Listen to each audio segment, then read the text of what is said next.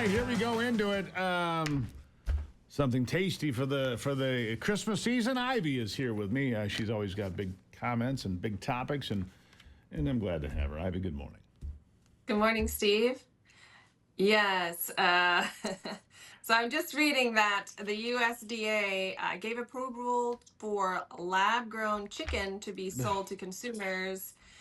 I'm wondering how you're feeling about lab-grown How chicken. can you hold on? Stop. How can you call it chicken? If it's grown in a lab, it doesn't come from a chicken. It's petri meat, right? Well, And look, it's cells cultivated from a chicken. no, So it's not chicken. yeah. To me, it's not chicken. All right, it's not chicken. Does it taste like chicken? I don't care I don't want it. I mean, to me, I get a look. You know me. I can eat all sorts of crazy things. I ate all sorts of crazy things in Africa and other trips that I took around the world. We ate all sorts of crazy stuff. I won't get into it, but I can tell you this: the idea of eating something cultured in a lab makes me nauseous. Agreed. And it just makes me. It just does. This is our sustainability means. Here's how it works. An animal walks out in the pasture. It eats grass. The grass came from the sun, putting energy into the ground. That energy comes into the animal. That energy is then dispersed in the animal. Then we eat the animal. That's how the energy flows in the ecosystem and how we eat, right? Not out of a laboratory. And that's how we get nutrients, right? You're always giving me vitamins and eat this and make sure you eat your green vegetables and so on. You don't get it by eating lab meat, do you? Right. No, I mean, it's, when I buy eggs, if I'm buying eggs, we have chickens that produce our eggs generally, but sometime in the wintertime, generally they tend to lay less they're eggs. slow right now. They're slow So, right now. but I always buy free range, generally organic eggs, because of what they're fed.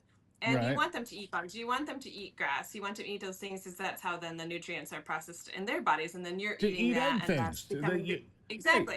So yeah, I am anti lab grown meat too. I mean, it just seems so odd. Like you think about walking. It really, honestly, it gives me the willies, and I don't get that way. It just makes me feel like I would be a vegan if that were the option. I think I would be.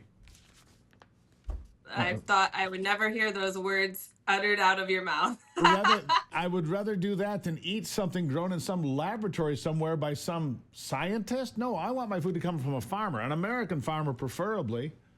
I don't want that. Speaking of this, by the way, I want to throw this in. Starting January 1, all eggs sold in Michigan will need to be cage-free. It will not apply to these people you see along the road, eggs for sale. Won't apply to those folks.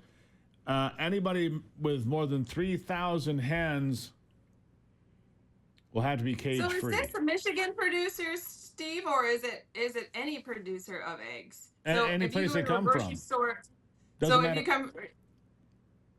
If you go to a grocery store, you can only buy cage-free eggs. Is that what I'm hearing? Unless the producer has less than 3,000 hens and they're like a local producer, yeah. Any eggs sold in Michigan. Like there was this place in Ohio called Buckeye Egg. It produced 5% of the nation's eggs. That would not be allowed to be sold in Michigan January 125. For me personally, I would like to buy those sorts of eggs, but I don't think that the government should put a barrier on what the consumer wants. So if somebody, first of all, that means that price of eggs are going to go up. Correct. And you're going to have a limited selection of things that to buy. Also so true. Right. So I think that, that people should determine whether or not you have cage-free eggs or not the government, or organic or anything else. So, I think you'll be better off stopping at that roadside stand and buying.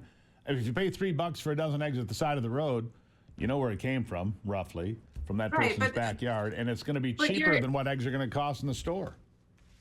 Right, but we're already talking. Okay, but if you're talking about people who can't afford to buy, I get it. $5, $7, $9 eggs. I get it. And not everybody has access to these farm sign stands. If you're talking about Detroit or Flint or some other cities, I don't necessarily agree with that. Hey, if you're the consumer and you want to buy that and you have the option, great. But it shouldn't be forced upon consumers. Yeah. In my opinion. But, speaking of food, the Food Network CNN loses to the Food Network on viewership, on primetime viewership. Really? That's because the Food Yeah. Network's tastier than the swill they're trying to sell on CNN. Chicken noodle news. Nobody wants to eat that crap. Right, and I was reading this. Listen to this. CNN's primetime lineup of Anderson Cooper, The Source with Caitlin Collins, and CNN Newslight with Abby Phillip averaged only 367,000 total viewers from 8 to 11 p.m. during the week of December 2nd. That's when the shooting occurred. The killing of the United Healthcare CEO. Yep. And that's what they got for viewership. Well, let me tell you something. Here's the bigger problem. Anderson Cooper's average annual contract right now is $20 million. They're paying him $20 million to lose his ass. Yeah, right. Well, it says something about the way that viewership is going. They're leaving mainstream. They're going to Main Street for people, programs like ours.